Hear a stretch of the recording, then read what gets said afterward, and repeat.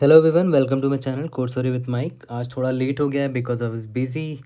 तो but problem थोड़ा आसान है, ज़्यादा डिफिकल्ट नहीं है। बहुत तरीके से इसको बनाया जा सकता है। मीडियम मार्क्ड है, लीड कोड 3607। ठीक है। मोटिवेशन क्या है आज का? People are able to crack interviews. आपने नोटिस किया होगा, मैं जनरली स्टोरीज़ में डालता हूँ इंस्टाग्राम के, या कभी कभी पोस्ट में भी डालता हूँ। जिन लोगों का प्लेसमेंट लगा कि वो कभी कभी मुझे कमेंट में बताते हैं या डीएम करते हैं लिंक्डइन पे, या कभी ईमेल करते हैं, है ना। तो मुझे तो बहुत अच्छा लगता है। Really feel happy about it and to be honest ये मुझे मोटिवेट भी करता है। And it should motivate all of us, है ना। We all can do it. सभी कोई कर पा रहे तो हम भी कर सकते हैं, है ना। हम सभी कर सकते हैं। Just don't lose hope and keep trying. Okay. Power grid maintenance. You are given an integer C representing C power station. Total C power station है, उनकी नंबरिंग कर दी गई है, आईडी दे दिया गया है 1 से लेकर सी तक का। The stations are interconnected via N bidirectional cables. मान लेते हैं एक स्टेशन ये है, एक स्टेशन ये है, तो दोनों बाई डायरेक्शनल केबल से कनेक्टेड है। तो इधर से हिंट मिल गया भाई, ग्राफ का क्वेश्चन होने वाला है ये, है ना। थोड़ा थोड़ा हिंट मिल रहा है इधर से। Represented by a 2D array connections where each element connections I ui comma vi indicates that a connection between ui and station vi। और बाई डायरेक्शनल मतलब अनडायरेक्टेड ग्राफ बनेगा। स्टेशन दैट आर डायरेक्टली और indirectly connected form a power grid. मतलब वो station जो connected है directly या indirectly, जैसे देखो ये 1 2 3 जो है, हर स्टेशन एक दूसरे से कनेक्टेड है। देखो 1 जो है 3 से भी कनेक्टेड है वाया 2, 1 जो है 2 से कनेक्टेड है डायरेक्टली, 2 3 से कनेक्टेड है डायरेक्टली, 3 भी 1 से कनेक्टेड है ना, इनडायरेक्टली। 3 2 से कनेक्टेड है और 2 1 से कनेक्टेड है, तो 3 भी 1 में कनेक्टेड है। तो ये लोग एक मिलकर एक पावर ग्रिड बनाते हैं, है ना। यहाँ वही लिखा हुआ है, स्टेशन दैट आर डायरेक्टली और indirectly connected form a power grid. तो ये एक ग्रिड हुआ। ऐसे और भी ग्रिड हो सकते हैं, जैसे मान लेते हैं 4 था, 5 था, 6 था, तो ये दूसरा ग्रिड है ना। Initially all station are online. शुरू में बता दिया गया कि सारे स्टेशन जो है ना, ये सारे सब ऑनलाइन है, ऑपरेशनल है। मतलब you are also given a 2D array queries where each query is one of the following 2 types. पहला क्वेरी का टाइप क्या है? 1 कॉमा एक्स होगा। इसका मतलब क्या हुआ? A maintenance check is requested for station number X. ठीक है। मान लेते हैं 1 कॉमा 3 लिखा हुआ, इसका मतलब क्या हुआ? स्टेशन नंबर 3 के लिए चेक अभी करना है हमें। ठीक है। If station X is online, अगर स्टेशन एक्स ऑनलाइन है, it resolve the check by itself. अगर स्टेशन 3 ऑनलाइन था तो 3 में ही चेक हो जाएगा एंड हमारा रिजल्ट 3 ही होगा। लेकिन अगर स्टेशन एक्स ऑफलाइन हुआ, द चेक इज, तो चेक किसी और में करना पड़ेगा मुझे, क्योंकि देखो 3 तो ऑफलाइन है। तो पता है, मैं इसी ग्रिड में किसी दूसरे स्टेशन में जाके मुझे चेक करना पड़ेगा। लेकिन आपको इंश्योर करना है कि अगर 3 ऑफलाइन था, तो जो रिमेनिंग स्टेशन है इस ग्रिड में, उसमें से सबसे छोटा वाला जो स्टेशन होगा उसको पहले पकड़ेंगे। वो भी ऑफलाइन हुआ तो फिर उसके जस्ट बाद वाले के पास जाएंगे, 2 के पास आएंगे। ठीक है। यहाँ वही लिखा है, station X is offline, the check is resolve by the operational station with the smallest ID in the same power grid. ठीक है। और स्मॉलेस्ट आईडी होना चाहिए। ठीक है। इफ नो ऑपरेशनल, अगर कोई भी अवेलेबल नहीं रहा तो सारे ऑफलाइन हुए तो इस स्टेशन में, तो आंसर -1 होगा। ठीक है। दूसरा क्या है? 2 कॉमा एक्स। 2 कॉमा एक्स का मतलब क्या हुआ? स्टेशन एक्स को हम ऑफलाइन कर देंगे। मान लेते हैं जो क्वेरी था वो 2 कॉमा 3 था, इसका मतलब क्या हुआ? 3 को जाकर हमें ऑफलाइन कर देना है। ठीक है। Okay. Return an array of integers representing the results of each query of type 1 comma x in the order they appear, है ना। 1 comma x 2 comma x query आएगा आपके पास। हर 1 कॉमा एक्स क्वेरी के लिए आपको ये बताना है कि किस स्टेशन में आपका चेक हुआ है। ठीक है। Note the power grid preserves its structure, an offline node remains part of its grid and taking it offline does not alter connectivity. ठीक है। मतलब ये बहुत इंपॉर्टेंट बात यहाँ पर बोला है। ये बोल रहा है कि अगर ये ऑफलाइन हुआ ना 3 वाला, अगर ये ऑफलाइन हुआ है, इसका मतलब ये नहीं कि ये हट जाएगा इसी ग्रिड से, वो रहेगा इसी ग्रिड में, लेकिन ये नॉन ऑपरेशनल हो जाएगा। इसमें अगर क्वेरी आएगा तो ये क्वेरी 3 पर नहीं होगा, इसी ग्रिड में दूसरे नोड्स के पास जाना पड़ेगा, स्टेशन के पास जाना पड़ेगा, जो सबसे स्मॉलेस्ट आईडी है। स्मॉलेस्ट आईडी 1 दिख रहा है, बट अगर मान लेते 1 भी ऑफलाइन होता तो नेक्स्ट स्मॉलेस्ट आईडी क्या है? 2 दिख रहा है, यहाँ पर आएंगे। ओके। ठीक है। तो देखते हैं यहाँ पर एग्जाम्पल। देखो बहुत सिंपल सा एग्जाम्पल दे रखा है। 5 स्टेशन है टोटल, और कनेक्शन दे दिया कि 1 2 से कनेक्टेड है, 2 3 से, 3 4 से, 4 5 से। तो ऑब्वियस है सारे लोग कनेक्टेड है, तो हमारे पास एक्चुअली में एक ही ग्रिड है। ये एग्जाम्पल थोड़ा सिंपल दिया है। अभी जब मैं आपको समझाऊंगा ना अप्रोच, तो वहाँ पर मैं थोड़ा सा कॉम्प्लेक्स एग्जाम्पल लूँगा। ये बहुत सिंपल एग्जाम्पल में है, इसमें एक ही ग्रिड है। ओके। क्वेरीज क्या क्या है? 1 कॉमा 3 है, और इनिशियली सारे स्टेशन ऑनलाइन है। ठीक है। पहला क्वेरी देखते हैं 1 कॉमा 3। इसका मतलब क्या हुआ कि 3 पर क्वेरी किया गया है, तो 3 तो ऑनलाइन है अभी, है ना। अभी 3 ऑनलाइन है, तो मैं यहाँ पर ओ लिख देता हूँ। ओ मतलब ऑनलाइन है। ठीक है, 3 ऑनलाइन है, यस, तो आंसर मेरा 3 ही होगा क्योंकि 3 ऑनलाइन है तो 3 पर चेक किया गया है, तो स्टेशन 3 ऑनलाइन है, the maintenance check is resolve by station 3 only, तो आंसर मेरा 3 होगा। अब देखते हैं दूसरा क्वेरी है 2,1। 2,1 का मतलब क्या हुआ कि 1 वाले स्टेशन को ऑफलाइन मार दो, तो ये 1 वाला स्टेशन अब ऑफलाइन हो गया। ठीक है, अब क्वेरी नंबर 1,1 पर आए। इसका मतलब क्या हुआ, 1 पर क्वेरी किया गया है, तो मैं 1 पर गया। 1 बोलता है यार मैं तो ऑफलाइन हूँ, तो मैं क्या करूँगा, इसी ग्रिड में सबसे स्मॉलेस्ट स्टेशन को ढूंढने की कोशिश करूँगा। तो इस ग्रिड में सबसे स्मॉलेस्ट स्टेशन तो 1 था, 1 ऑफलाइन है, उसके बाद जस्ट स्मॉलेस्ट कौन है, 2 है, तो आंसर मेरा 2 होगा। Station 1 is offline, so the check is resolve by the operational station with the smallest ID among 2, 3, 4, 5 which is station 2, तो आंसर मेरा 2 होगा इसके लिए। क्वेरी 2,2 देखते हैं, इसका मतलब 2 वाले स्टेशन को ऑफलाइन कर दो, मतलब ये वाला स्टेशन अब ऑफलाइन हो चुका है। ठीक है, उसके बाद क्वेरी 1,2 का मतलब क्या हुआ कि 2 पर क्वेरी किया गया, तो मैं 2 पर गया, तो 2 तो ऑफलाइन है। ठीक है, तो 2 के अलावा इस पूरे ग्रिड में मैं देखूंगा कौन छोटा है सबसे। 1 छोटा है बट 1 भी ऑफलाइन है, तो 1 का पत्ता कट गया। उसके बाद नेक्स्ट स्मॉलेस्ट कौन है, 2, 2 तो खुद ऑफलाइन है। नेक्स्ट स्मॉलेस्ट कौन है, 3 है, तो 3 मेरा आंसर होगा, देखो यहाँ पर आंसर 3 है। ठीक है, तो देखा है, तो प्रॉब्लम बहुत डिफिकल्ट भी नहीं लग रहा है ना, अब बहुत आसानी से इसको बनाया जा सकता है। आते हैं थॉट प्रोसेस पे, तो मैंने एग्जाम्पल को थोड़ा चेंज किया, अगर आप नोटिस करो जो कनेक्शंस है ना, मैंने उसको थोड़ा चेंज किया। कनेक्शन में देखो 1 और 2 कनेक्टेड है, चलो ठीक है, 2 और 3 कनेक्टेड है, 3 और 4 कनेक्टेड है, 4 और 5 कनेक्टेड है। ठीक है, उसके बाद देखो 6 और 7 है, तो 6, 7 अपना अलग ग्रिड बन जाएगा, फिर 6 यहाँ पर आ गया, 7 यहाँ पर आ गया। 6 और 7 इन लोगों से कनेक्टेड है ही नहीं, तो देखा है तो 2 अलग अलग ग्रिड बन कर आया है यहाँ पर, है ना, ये ग्रिड है, ये ग्रिड है। ठीक है, ओके, तो मैंने थोड़ा सा एग्जाम्पल को टफ कर दिया है। और क्वेरीज में देखते हैं 1,3 है, 2,1, 1,1, 2,2, 1,2 था, मैंने 2 क्वेरी और एक्स्ट्रा ऐड किया, 2,6, 1,6। ठीक है, ओके, तो अब देखते हैं इसको सॉल्व कैसे किया जाए। एक बड़ा ऑब्वियस सा अप्रोच बहुत लोगों के मन में आ सकता है, और उस पर भी मैं वीडियो बनाऊंगा।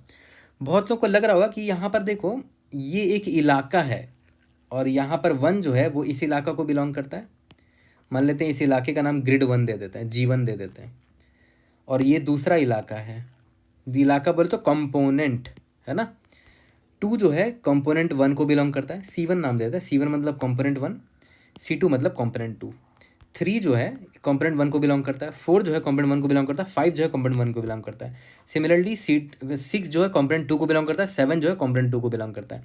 तो इस तरह का कंपोनेंट में जब डिवीजन होता है ना ग्राफ के प्रॉब्लम में, तो बहुत लोगों के मन में ऑलरेडी आ चुका होगा कि यार ये DSU का प्रॉब्लम है, क्योंकि DSU में ऐसे ही प्रॉब्लम्स होते हैं कि अलग अलग कंपोनेंट्स का आइडिया लगने लगता है कि कंपोनेंट्स बन रहे हैं ग्राफ्स के। ये देखो यहाँ पर अगर मैं 3 से सवाल करूँगा कि भाई मैं तुम्हारे पास चेक कर सकता हूँ क्या, सेफ्टी चेक, मेंटेनेंस चेक कर सकता हूँ, 3 बोलेगा मैं ऑफलाइन हूँ, तो मैं क्या करूँगा, इसी कंपोनेंट में जाऊँगा बाकी नोड्स के पास, है ना। लेकिन हाँ, एक यहाँ पर ट्विस्ट ये है कि आपको सबसे छोटा वाले नोड को पकड़ना है। ठीक है, कोई बात नहीं, वो तो हम शॉर्ट वर्ड करके दिमाग लगा लेंगे। बट यहाँ से एक चीज़ समझ में आ रहा है कि मैं अगर इस इलाके के बंदे के पास आया हूँ क्वेरी करने के लिए, तो और अगर ये ऑफलाइन है तो नेक्स्ट जो बंदा जिसको मैं पूछूंगा क्वेरी करने के लिए वो इसी इलाके का होना चाहिए, है ना। और जिन लोगों ने मेरा DSU का वीडियोस देख रखा है, मैंने डिस्क्रिप्शन में डाल भी दिया है लिंक DSU की वीडियो का, उनके लिए प्रॉब्लम आसान हो जाएगा, क्योंकि DSU से बड़े आसानी से आप बना सकते हो। ठीक है, DSU हो सकता है लिखने में आपको कॉम्प्लेक्स लगे, आप चाहो तो मुझे बता देना, मैं अलग से DSU से भी इस पर वीडियो बना दूंगा इस प्रॉब्लम पर, बट आप बना लोगे। बट पहले DSU वाला वीडियो ज़रूर से देखना, DSU आपको आना चाहिए, तब आपको आसान लगेगा। तो कंपोनेंट की बात हो रही है यहाँ पर, तो बहुत जल्दी मुझे हिंट मिल गया था कि DSU से तो पक्का बन सकता है ये प्रॉब्लम, है ना, और आसान से भी बन जाएगा, कोई दिक्कत नहीं है। बट मैं ना DSU से ना बना के आपको और भी सिंपल तरीके से इसको सॉल्व करके दिखाता हूँ, और भी बहुत सिंपल तरीके से ये बन सकता है, ज़्यादा दिमाग नहीं लगाएंगे। ठीक है, DSU से अगर आपको चाहिए तो बता देना, मैं DSU से भी बना के आपको एक वीडियो दे दूँगा टाइम निकाल कर। ओके, अब देखते हैं कि मैं कौन सा सिंपल अप्रोच बताना चाह रहा हूँ। एक बहुत सिंपल और ब्रूट फोर्स अप्रोच मेरे मन में ये आया कि भाई जो क्वेरी मुझसे पूछा गया, मान लेते हैं ये क्वेरी पूछा गया है ना, 1,3 है, इसका मतलब क्या हुआ कि 3 वाले नोड पर जाना है और वहाँ से चेक स्टार्ट करना है। 3 वाला नोड अगर ऑनलाइन रहेगा तो अच्छी बात है, वही मेरा आंसर होगा, उधर ही चेक हो जाएगा, मेंटेनेंस चेक। 3 ऑफलाइन रहा तो 3 के अलावा जो नोड्स होंगे इस कंपोनेंट में, ये लोग, उनमें से सबसे स्मॉलेस्ट मुझे पकड़ना है। ठीक है। तो मुझे पता होना चाहिए कि 3 ऑनलाइन है या ऑफलाइन है, तो मैं एक काम करता हूँ, ऑफलाइन का एक सेट बना लेता हूँ कि एटलीस्ट मुझे पता होना चाहिए कि कोई ऑनलाइन है या ऑफलाइन है। ठीक है, अभी तो सारे के सारे ऑनलाइन है, इसीलिए ऑफलाइन वाला सेट देखो खाली है अभी। ठीक है, तो क्वेरी 1,3 पूछेगा कि तो मैं तो पता क्या किया, मैं सिंपली 3 के पास गया, मैंने बोला यार 3 तुम ये बताओ तुम ऑफलाइन हो क्या। मैंने देखा कि ऑफलाइन वाले सेट में 3 है नहीं, तो आंसर मेरा 3 हो जाएगा एकदम बिना कोई टेंशन। तो इसका आंसर 3 है इस क्वेरी का। ठीक है, अब मैं इस क्वेरी पर आया, ये क्या बोलता है, ये बोल रहा है कि यार 2,1 मतलब 1 ऑफलाइन कर दो, तो मैं ऑफलाइन वाले सेट में 1 को डाल देता हूँ, है ना। 1 को मैं यहाँ से रिमूव नहीं करूँगा क्योंकि प्रॉब्लम में दे रखा है कि ऑफलाइन का मतलब ये नहीं कि रिमूव हो जाएगा यहाँ से। मैंने ऑफलाइन सेट में डाल दिया ताकि फ्यूचर में अगर 1 से क्वेरी किया जाए तो मुझे पता होना चाहिए कि 1 ऑफलाइन है। ठीक है, तो आपको सिर्फ 1, x वाले का आंसर निकालना है, तो 1,3 का आंसर निकाल लिया आपने, 3 है। ये तो 2,1 है, इससे हमने ऑफलाइन मार्क कर दिया 1 को। अब ये 1,1 है, इसका आपको आंसर चाहिए होगा। 1,1 का मतलब क्या हुआ कि 1 से हम क्वेश्चन करने वाले हैं, तो पहले तो 1 के पास गए, पूछा मैंने 1 से, वाह भाई तू बता तू ऑफलाइन है क्या, बोला हाँ मैं ऑफलाइन है क्योंकि मैं देखो ऑफलाइन सेट में हूँ। तो मैं तो बट ये बोलेगा कि कोई बात नहीं, तुम मेरे कंपोनेंट में देख लो बाकी लोग कौन है। तो बाकी लोग कौन है उसके लिए कैसे निकालोगे भाई, सिंपली यहाँ से DFS मार दो, DFS या BFS मार दो। करना क्या है, नॉर्मल ट्रावर्सल करना था इस ग्राफ में, है क्या, ये भी तो एक ग्राफ ही है ना, एक कंपोनेंट जो एक ग्राफ है ना। तो मैं क्या करूँगा, या तो DFS मार दूंगा या तो BFS मार दूंगा, कोई भी चला लो। मैं DFS मार देता हूँ यहाँ पर। ठीक है, मैंने बोला चलो ठीक है 1, मैं तुमसे एक DFS मारता हूँ। 1 का नेबर क्या है, 1 का नेबर 2 है, 1 का नेबर उसके बाद 2। जब DFS मैंने किया तो अब देखो, जब मैंने DFS किया तो मुझे 2 मिला, 3 मिला, 4 मिला, 5 मिला। अब देखो यहाँ पर सॉर्टेड था ऑलरेडी, बट ऐसा ज़रूरी नहीं कि हर बार सॉर्टेड आपको लिस्ट मिलेगा, है ना। तो ऐसा भी हो सकता है कि यहाँ पर ऐसे 3 होता और यहाँ पर 2 होता, यहाँ पर 5 होता, यहाँ पर 4 होता, ऐसा भी हो सकता था। तो 1 से अगर आप DFS मारते हो तो आपको पहले 3 मिलता, फिर 2 मिलता, फिर 5 मिलता, फिर 4 मिलता। ठीक है, तो मतलब मैं बताना चाह रहा हूँ कि ज़रूरी नहीं कि सॉर्टेड रहेगा, बट यहाँ पर सॉर्टेड है ना इस एग्जाम्पल में। कोई बात नहीं, 1 से मैंने DFS मारा, मुझे क्या क्या मिला, मुझे मिला 2 मिला, 3 मिला, 4 मिला, 5 मिला। मैं इसको सॉर्ट कर दूंगा, सॉर्ट करने से होगा क्या, जो सबसे स्मॉलेस्ट होगा मुझे फ्रंट में दिखेगा, 2 3 4 5। यहाँ पर तो ऑलरेडी सॉर्टेड है, स्पेशल एग्जाम्पल है। तो 2 मैं क्या करूँगा, सॉर्ट करने के बाद सबसे पहला जो एलिमेंट है उससे पूछूंगा कि क्या तुम ऑफलाइन है। 2 बोलेगा हाँ नहीं मैं ऑफलाइन नहीं हूँ, तो मेरा आंसर 2 हो जाएगा कि 2 पर मेंटेनेंस चेक किया जा सकता है। अगर 2 भी ऑफलाइन होता, मतलब वो ऑफलाइन सेट में प्रेजेंट होता, तो 2 के जस्ट बाद वाले एलिमेंट के पास मैं जाता। ठीक है, एंड सो ऑन। तो यहाँ पर भी इटरेट करना पड़ रहा है कि पहले 2 को चेक किया, अगर ये ऑफलाइन है तो 3 पर जाओ, ऑफलाइन है तो 4 पर जाओ, एंड सो ऑन। ओके, तो एक तो ये बहुत सिंपल अप्रोच हो गया, है ना। बट इसमें एक प्रॉब्लम है, प्रॉब्लम क्या है कि जितनी बार भी क्वेरी पूछा जा रहा है उतनी बार आपको DFS मारना पड़ रहा है ना। मतलब मान लेते नंबर ऑफ क्वेरीज क्यू है तो उतनी बार आप DFS मार रहे हो। DFS का टाइम कम्प्लीटी क्या होता है, number of vertices plus number of edges. ठीक है, और टाइम कम्प्लीटी ये बहुत हाई हो जाएगा, टाइम लिमिट एक्सीड दे देगा। बट ये बहुत इंपॉर्टेंट था अप्रोच, क्योंकि एक्चुअली में इधर से ही आपको ऑप्टिमल अप्रोच निकल कर आएगा। इसीलिए मैं बोलता हूँ ब्रूट फोर्स कभी मत छोड़ा करो। ये ब्रूट फोर्स अप्रोच था, बहुत सिंपल अप्रोच था। जो क्वेरी पूछा गया, मैं उस नोड के पास गया, उस नोड से DFS मारा और उस कंपोनेंट के बाकी नोड्स को निकाल लिया, 2 3 4 5, है ना। जो जो ऑफलाइन नहीं थे उनको निकाल लिया, 2 3 4 5 को निकाल लिया, उसमें से जो स्मॉलेस्ट है उसको सॉर्ट करके मैंने निकाल लिया। ठीक है, हाँ यहाँ पर आप जब DFS कर रहे हो तो आप उस वक्त भी चेक कर सकते थे, जो जो ऑफलाइन है उसको आप लो ही मत, है ना। जैसे यहाँ पर 2 ऑफलाइन नहीं था तो 2 को ले लिया, 3 ऑफलाइन नहीं था तो 3 को ले लिया, 4 ऑफलाइन नहीं था 4 को ले लिया, 5 ऑफलाइन नहीं था तो 5 को ले लिया। उसके बाद इसमें सॉर्ट कर दिया, सॉर्ट में से सॉर्ट करके सबसे छोटा वाला आंसर होगा मेरा, है ना, क्योंकि ये ऑनलाइन है। बट इसमें वही प्रॉब्लम है कि भाई टाइम लिमिट स्पीड हो जाएगा, हर क्वेरी के लिए आप DFS मार रहे हो, है ना। तो हर क्वेरी के लिए DFS मारने का देखा जाए तो ज़रूरत नहीं है। मैं आपको बताता हूँ, रीज़न बताता हूँ। आप पहले तो मुझे बताओ कि आप बार बार DFS क्यों मार रहे थे, क्योंकि जब भी कोई क्वेरी आता था ना, मान लेते हैं क्वेरी आए 1,2, तो आपको 2 के पास जाना पड़ता था और आपको निकालना पड़ता था कि 2 जिस इलाके का, जिस कंपोनेंट का हिस्सा है ना, उस कंपोनेंट के मुझे बाकी नोड्स चाहिए होंगे। हर बार आपको निकालना पड़ रहा था। क्यों ना ये इन्फॉर्मेशन मैं पहले ही स्टोर कर लूँ, है ना। अब वो इन्फॉर्मेशन मैं कैसे स्टोर करूँगा वो समझो।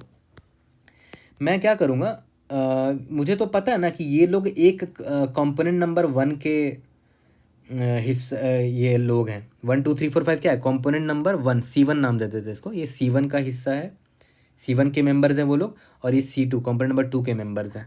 और ये इन्फॉर्मेशन मैं कहीं पर स्टोर कर लूँगा कि ये जो 1 वाला नोड है ये कंपोनेंट नंबर 1 का हिस्सा है, 2 वाला नोड जो है वो कंपोनेंट नंबर 1 का हिस्सा है, 3 वाला जो नोड है वो कंपोनेंट नंबर 1 का हिस्सा है।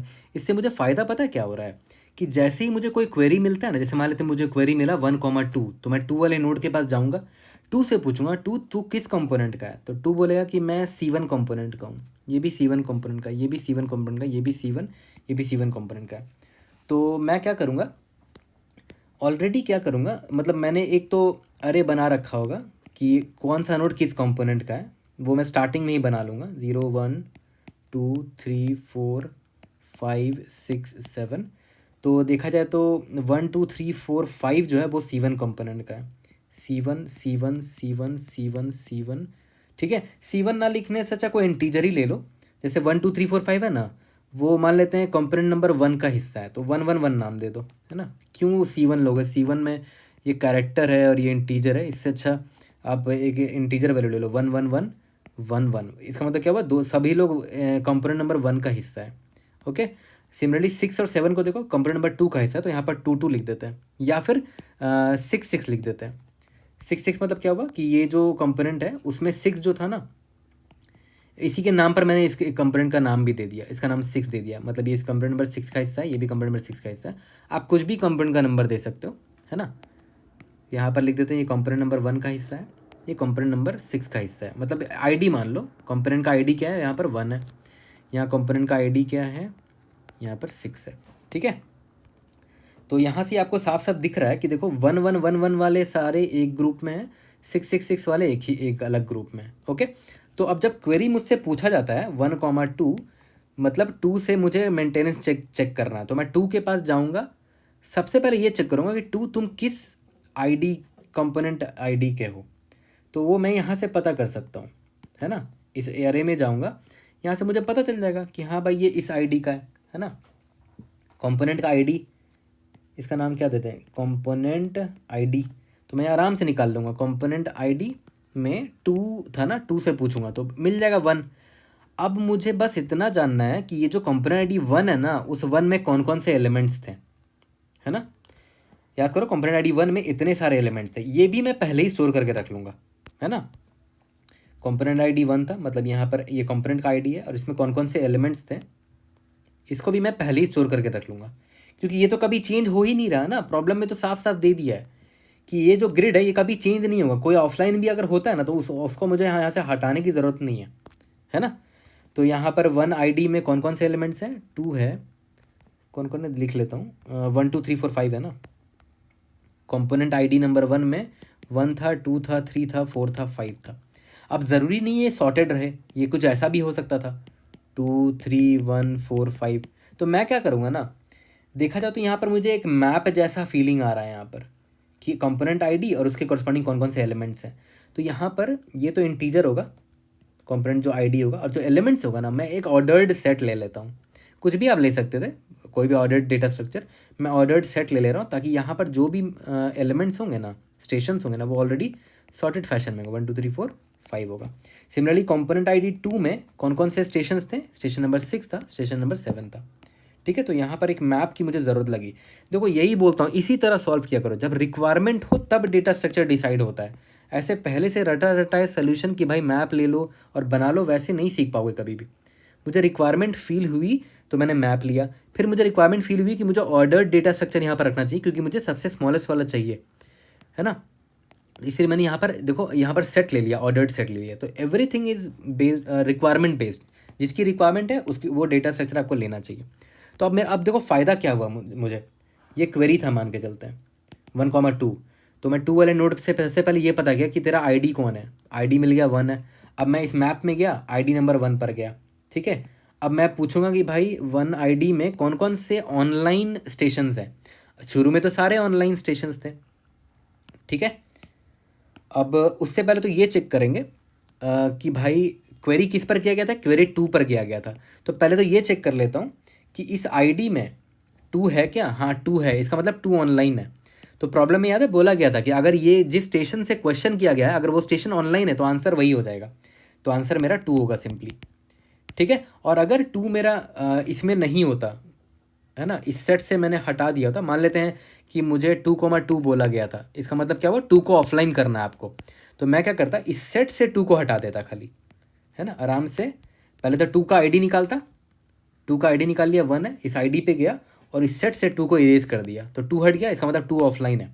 ठीक है, अब मुझसे क्वेरी किया जाता 1,2, तो मैं सबसे पहले 2 का आईडी निकालता, यानी कि 1 है आईडी, और आईडी में देखता ये वाला सेट है, इस सेट में 2 है क्या, नहीं, इस सेट में 2 नहीं है इस बार, क्योंकि 2 को ऑफलाइन कर दिया था मैंने।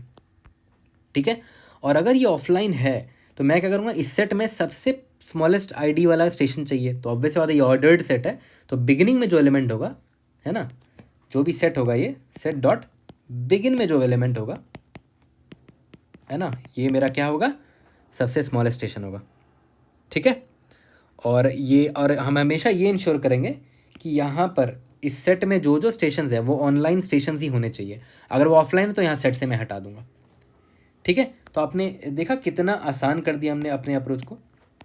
और ये वाला जो पार्ट है स्टार्टिंग में, याद है, कंपोनेंट का आईडी, कौन सा स्टेशन किस कंपोनेंट को बिलोंग करता है, वो मैंने कैसे फिल किया, वो स्टार्टिंग में ही फिल कर लेंगे।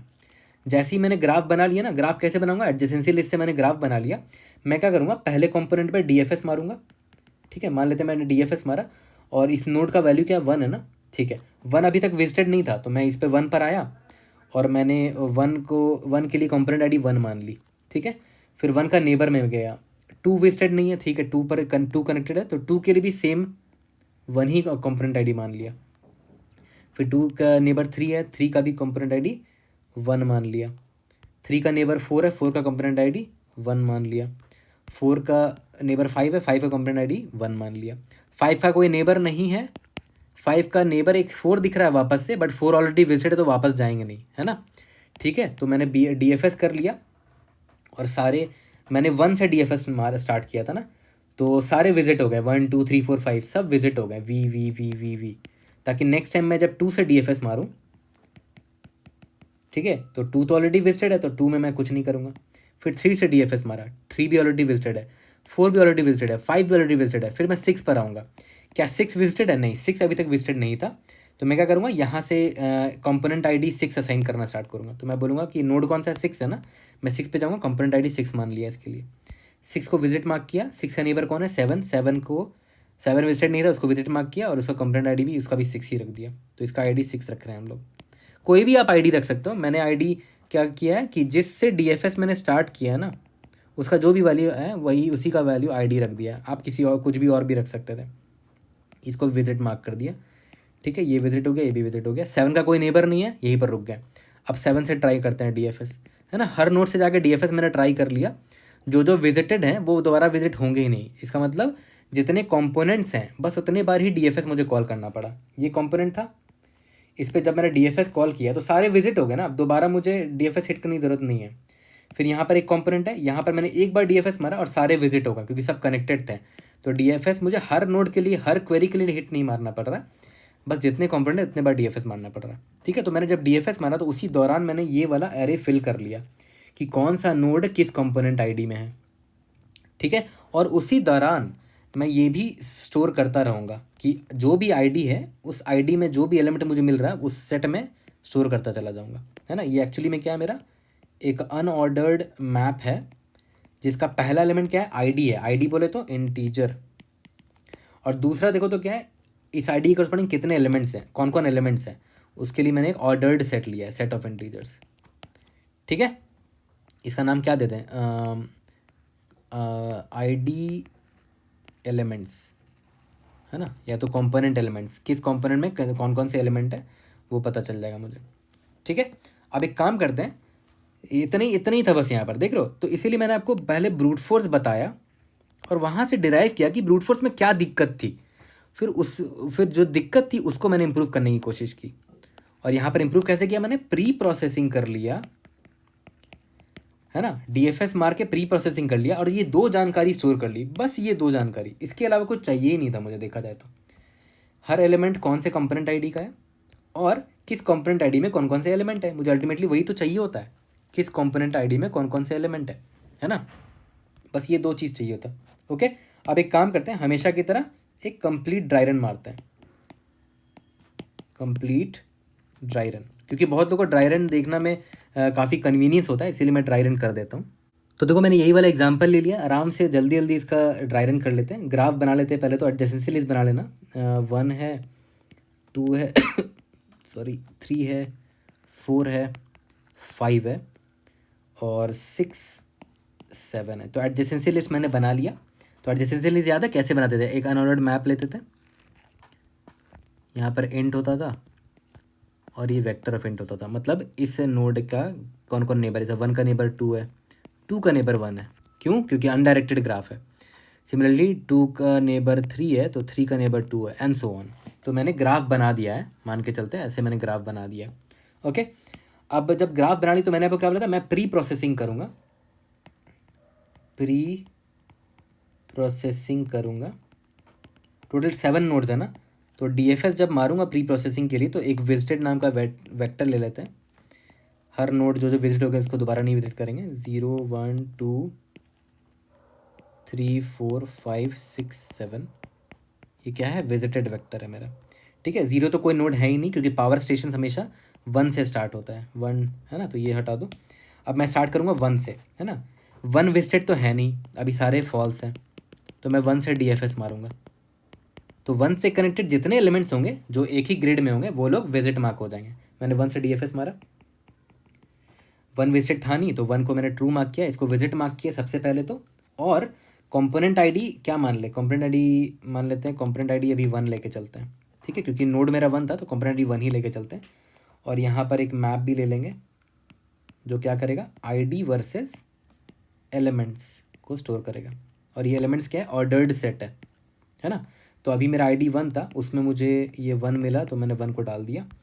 अब जब मैंने DFS मारा है तो इसका नेबर क्या है? 2 है। 2 तो विजिटेड नहीं था तो 2 को भी मैं विजिट मार्क कर दूंगा, और 2 को भी सेम कंपोनेंट आईडी में ऐड कर दूंगा। कंपोनेंट आईडी क्या है? 1 ना, 1 को 1 में ही इसी 2 को भी ऐड कर दिया। और ये ऑर्डर्ड सेट है तो ऑर्डर्ड फैशन में स्टोर होगा। सिमिलरली 2 का नेबर 3 है, 3 विजिटेड नहीं है, 3 को ट्रू मार्क करो, और यहाँ पर 3 भी ऐड होगा क्योंकि 3 भी सेम कंपोनेंट आईडी में है। 4 को विजिट मार्क किया, 4 को यहाँ पर ऐड कर दिया, है ना। कंपोनेंट आईडी अभी भी 1 चल रहा है। ओके, उसके बाद 4 का नेबर 5 है, 5 विजिटेड नहीं था तो विजिट मार्क किया उसको, और यहाँ पर 5 को ऐड कर दिया।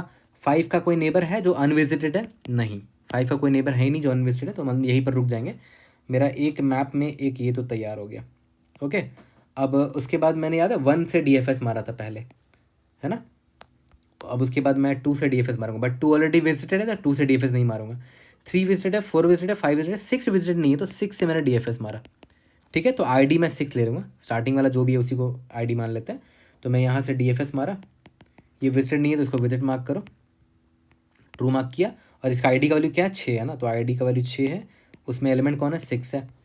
फिर इसका नेबर कौन है? 7 है, वो विजिटेड नहीं था तो मैंने विजिटेड मार्क किया, देखो यहाँ पर ट्रू मार्क किया, और 7 को यहाँ पर ऐड कर दिया। 7 का कोई और नेबर नहीं है, हम यहीं पर रुक जाएंगे। ठीक है, तो DFS करके ये प्री प्रोसेसिंग करके हमने ये 2 इन्फॉर्मेशन स्टोर कर ली। पहली इन्फॉर्मेशन ये, और दूसरी इन्फॉर्मेशन एक और जो मैंने बोला था ना, एक वेक्टर स्टोर कर लेंगे जिसमें ID मुझे पता चल जाएगा कि कौन सा एलिमेंट किस ID का था, है ना।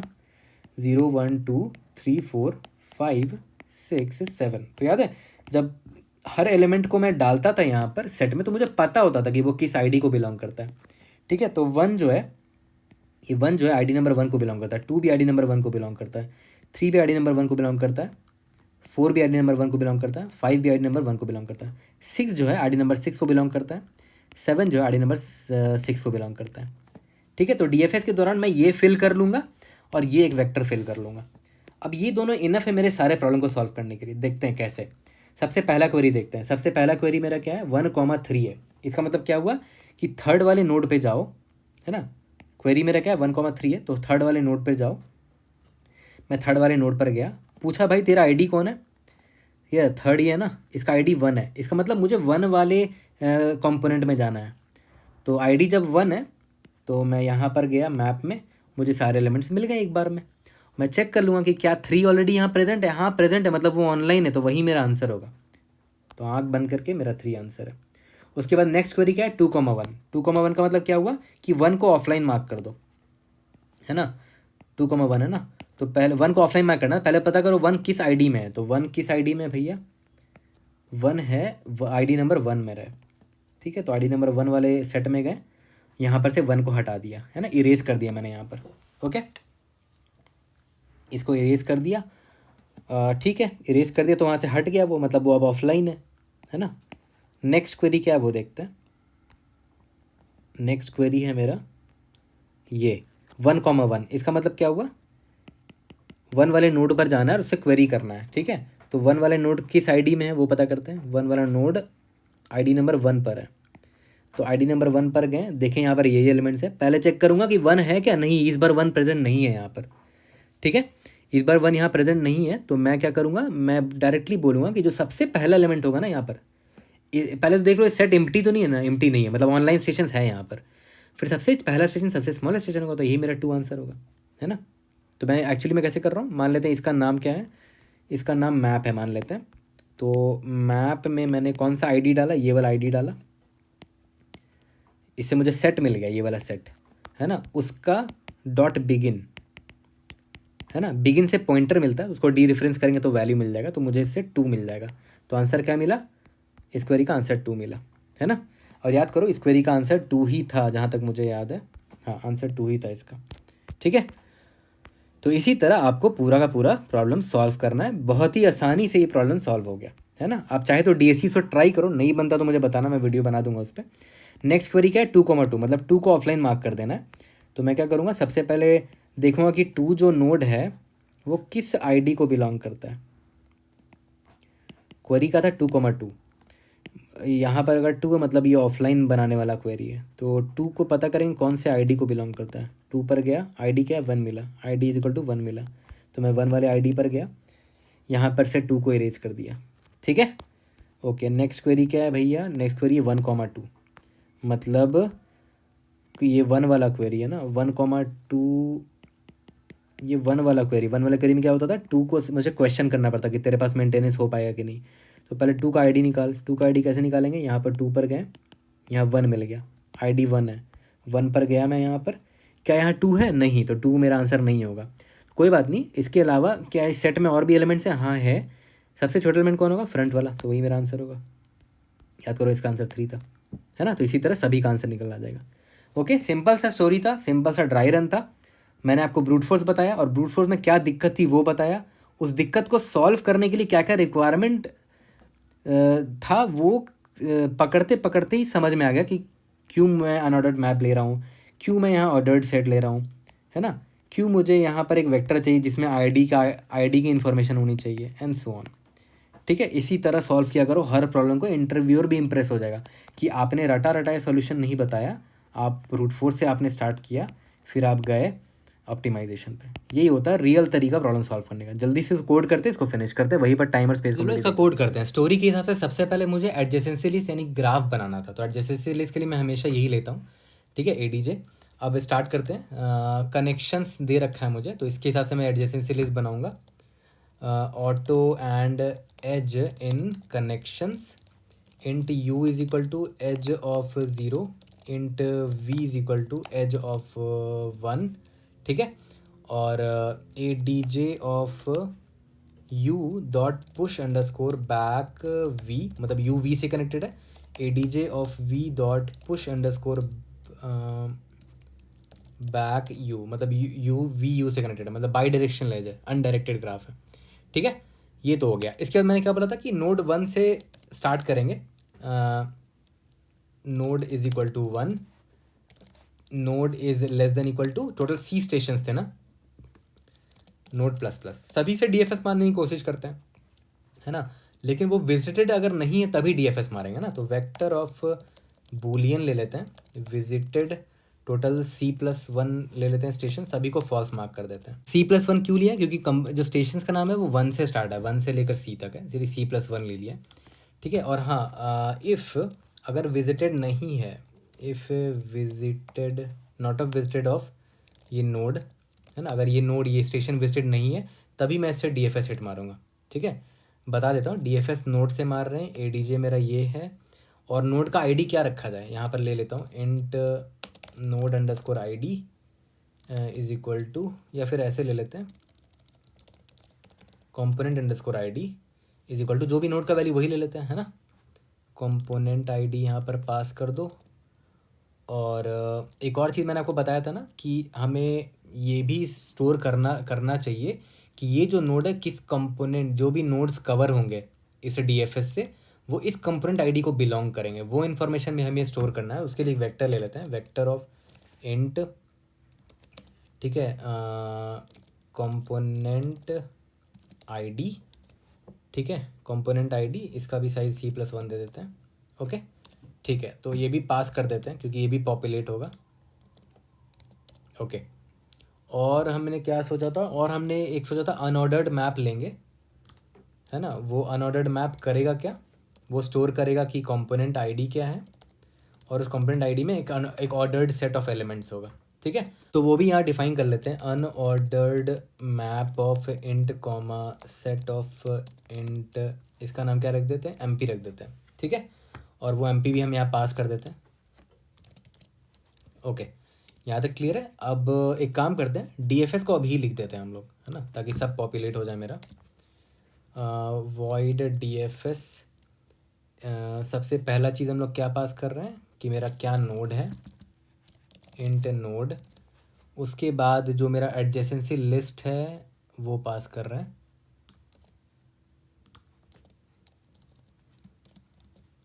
ठीक है। अनऑर्डर्ड मैप, इसके बाद कंपोनेंट आईडी, इंट आईडी ले लेते हैं, और कंपोनेंट आईडी यहाँ पर नाम कुछ और दे देते हैं ना, इसका नाम आईडी रख देते हैं, आईडी, ये आईडी हो गया। और कंपोनेंट आईडी ये वाला है, या फिर इसका नाम कुछ और रख देते हैं यार, आई थिंक बेटर नेम रखना बहुत ज़रूरी है। यहाँ पर रख देते हैं स्टेशन आईडी, या फिर नोड आईडी बेटर है, नोड आईडी, हर कौन सा नोड किस का आईडी है, हर नोड का मुझे पता चल जाएगा इसके थ्रू कि उसका कंपोनेंट का आईडी क्या है। ओके, इंट आईडी हो गया, यहाँ पर vector of int and node ID पास कर दिया। और क्या क्या पास कर रहे हैं, अनऑर्डर्ड मैप पास कर रहे हैं,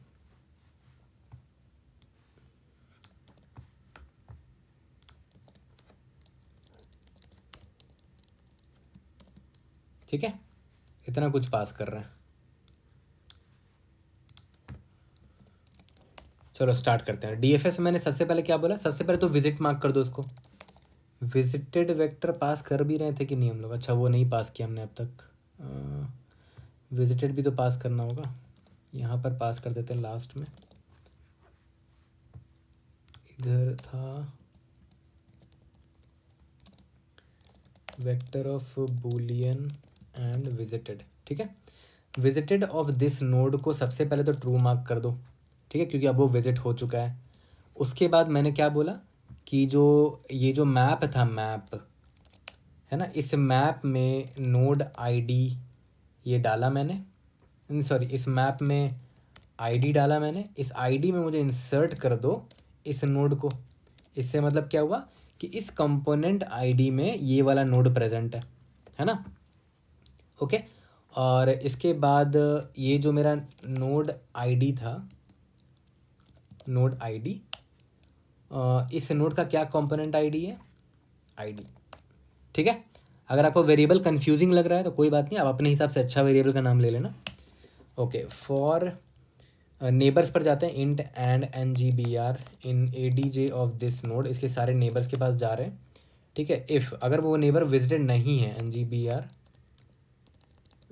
visited of this neighbour is false, मतलब वो विजिटेड नहीं है, तो हमें क्या करना है, DFS मारना उस पर, है ना। NGBR पे DFS मार रहा हूँ, ADJ भेज रहा हूँ, आईडी वही रहेगा, नोड आईडी वाला वेक्टर भेज रहे हैं, मैप भेज रहे हैं, और विजिटेड भेज रहे हैं। काफ़ी ज़्यादा पैरामीटर्स हो गए, आप चाहे तो कुछ लोगों को ग्लोबल में डाल सकते थे यहाँ पर, बट कोई बात नहीं, ठीक है। बस DFS इतना ही था, DFS को मैं मिनिमाइज़ कर दे रहा हूँ। ओके, तो आपका प्री प्रोसेसिंग हो चुका है, आपने यहाँ पर DFS सब में मार दिया, प्री प्रोसेसिंग हो गया आपका, वो मैप तैयार हो चुका है, और ये नोड आईडी भी तैयार हो चुका है ना। हर नोड का अब आपको इन्फॉर्मेशन पता है कि वो किस कंपोनेंट आईडी को बिलोंग करता है। ओके, अब मैं रिजल्ट बनाना स्टार्ट करूँगा, वेक्टर ऑफ इंट रिजल्ट एक एक करके सारी क्वेरी पे चलते हैं। For auto and query in queries, ठीक है। सबसे पहले तो निकालते हैं इंट क्वेरी का टाइप क्या है ना, type is equal to query of 0। Type या तो 1 हो सकता है या तो 2 हो सकता है।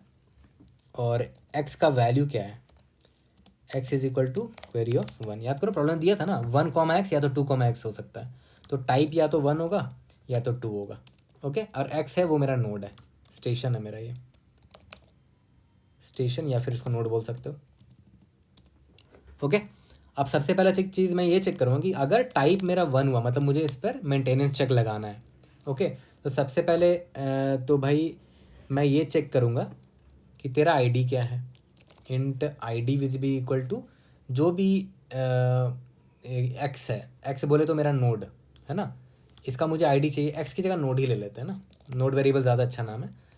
मुझे आईडी चाहिए, ठीक है। तो याद करो नोड आईडी आराम से निकाल सकते हो। नोड आईडी वाला वेक्टर यूज़ करूँगा, इसमें ये नोड को पास करूँगा तो मुझे आईडी मिल जाएगा। अब मैं मैप में जाऊँगा, एमपी ऑफ आईडी, उस आईडी पर गया है ना, और सबसे पहले ये चेक करूँगा कि क्या वहाँ पर ये प्रेजेंट है। empid.count उस सेट में ये वाला नोड प्रेजेंट है ना। अगर प्रेजेंट है तब तो वही आंसर होगा। result.push_back यही वाला नोड आंसर होगा। और अगर प्रेजेंट नहीं है तो ये चेक कर लो कि वो खाली नहीं होना चाहिए वो सेट, और भी ऑनलाइन स्टेशंस वहाँ होने चाहिए। नॉट ऑफ एमपी ऑफ इस id.empty अगर वो खाली नहीं है तो मैं क्या करूँगा, result.push_back में सबसे छोटा एलिमेंट डाल दूंगा उस कंपोनेंट में, ठीक है। कैसे डालूंगा, देखो ध्यान देना, एमपी ऑफ आईडी से वो सेट मिल गया, डॉट बिगिन किया तो सबसे पहला एलिमेंट मिल गया, और इसको डी रेफरेंस करना पड़ेगा वैल्यू निकालने के लिए, तो एस्टेरिस्क लगा दिया यहाँ सामने, ठीक है। यहाँ तक क्लियर है। और इफ़ टाइप इज, और अगर ऐसा नहीं है तो ऑब्वियस सी बात है, मतलब रिजल्ट में क्या डालोगे, -1 डाल दोगे, push_back -1, मतलब आपको कोई स्टेशन नहीं मिला जो एक्टिव है जहाँ पर मेंटेनेंस चेक हो सके, ठीक है। एल्स मतलब इस बार क्या है, टाइप इज इक्वल टू 2 है। टाइप इज इक्वल टू में क्या ऑफलाइन करना पड़ता था, है ना। तो उसमें मैं क्या करूँगा, सबसे पहले तो आईडी निकालूंगा। Int ID is equal to node ID of this node. ID निकल गया, एमपी में गया, MP of ID dot erase कर दो इस नोड को वहाँ से, है ना। सेट एमपी आईडी से वो सेट मिल गया, उसमें इरेज कर दिया इस नोड को, मैंने ऑफलाइन बना दिया मैंने उसको, ओके ठीक है। लास्ट में क्या करना है, रिटर्न रिजल्ट करना है, ओके। अब एक बार रन करके देख लेते हैं। आई होप कहीं हमने कंपाइलेशन एरर नहीं किया हो। एग्जाम्पल टेस्ट केस पास हो गया। अब देखो ध्यान दो, यहाँ पर टाइम कॉम्प्लेक्सिटी क्या हुआ, डीएफएस का आपको टाइम कॉम्प्लेक्सिटी पता है कि क्या होता है, O of number of vertices plus number of edges, है ना, O of V plus E. Number of vertices कितना है, सी दे रखा है ना, और मान लेते हैं नंबर ऑफ एजेस ई है आपका, जो कि कनेक्शंस का लेंथ मान लेते हैं एन है, तो सी प्लस एन हो गया, है ना। नंबर ऑफ एजेस दे रखा है कनेक्शंस में, तो सी प्लस एन लग जाएगा डीएफएस में। और एक चीज़ आपने ध्यान दिया, जब भी मैं डीएफएस हिट करता हूँ तो जो लोग एक कंपोनेंट को बिलोंग करते हैं वो सारे के सारे विजिट हो जाते हैं। तो अगर आप नोटिस करो, आप सारे एज को सिर्फ एक बार ही विजिट कर रहे हो, और आप सारे नोड्स को भी सिर्फ एक ही बार विजिट कर रहे हो, क्योंकि अगर वो विजिट हो गया तो आप दोबारा उसके पास जाओगे ही नहीं। तो टोटल नंबर ऑफ नोड्स कितने थे, सी थे, और टोटल नंबर ऑफ एजेस कितने थे, एन थे। अब इनको एक एक बार विजिट कर रहे हो तो time complexity O of C plus N हो जाएगा of the DFS, entire DFS, ठीक है। इंटायर डीएफएस का जो टाइम कॉम्प्लेक्सिटी होगा O of C plus N ही होगा, क्योंकि हर नोड को एक बार विजिट करते हो, हर एज को भी सिर्फ एक ही बार विजिट कर रहे हो, ठीक है। जो दोबारा विजिट होगा उनको आप दोबारा विजिट नहीं कर रहे, है ना। जो विजिट हो गया ऑलरेडी उनको आप दोबारा विजिट नहीं कर रहे हो, ओके। और यहाँ पर अगर आप नोटिस करो, इस क्वेरी में मान लेते हैं टोटल नंबर ऑफ क्वेरीज है मेरा ओ ऑफ क्यू, क्यू मान लेते हैं नंबर ऑफ क्वेरीज है। और हर क्वेरी में देखो आप कर क्या रहे हो, यहाँ पर सेट से कुछ इरेज भी करते हो ना, ये रहा सेट में इरेज कर रहे हो, तो इरेज का टाइम कॉम्प्लेक्सिटी होता है लॉग ऑफ जो भी सेट का साइज होगा, है ना। मान लेते हैं साइज है, ठीक है। और सेट का साइज ज़्यादा से ज़्यादा कितना हो सकता है, सी हो सकता है, मतलब सारे के सारे नोड्स उसी सेट में हुआ, तो लॉग ऑफ सी। तो क्यू इंटू लॉग ऑफ सी किसकी वजह से हो रहा है, सेट में जो इरेज कर रहे हैं ना हम लोग उसकी वजह से हो रहा है। तो time complexity Q into log of C हो गया, जो कि बहुत इम्प्रूव्ड है अगर आप देखा जाए तो। और हम क्या क्या ऑपरेशन कर रहे हैं देखते हैं। यहाँ पर मैप में आपका अनऑर्डर्ड मैप है तो इसका तो ऑपरेशन कांस्टेंट होगा, टाइम कॉम्प्लेक्सिटी। mp.begin भी कांस्टेंट है। बस यहीं पर एक मेहनत लग रहा है। इरेज फंक्शन लॉगरिथमिक होता है ऑर्डर्ड सेट में। तो I hope we are good. Submit करके देखते हैं। कोई भी डाउट होता है read in the comment section, I try to help you out. See you in the next video. Thank you.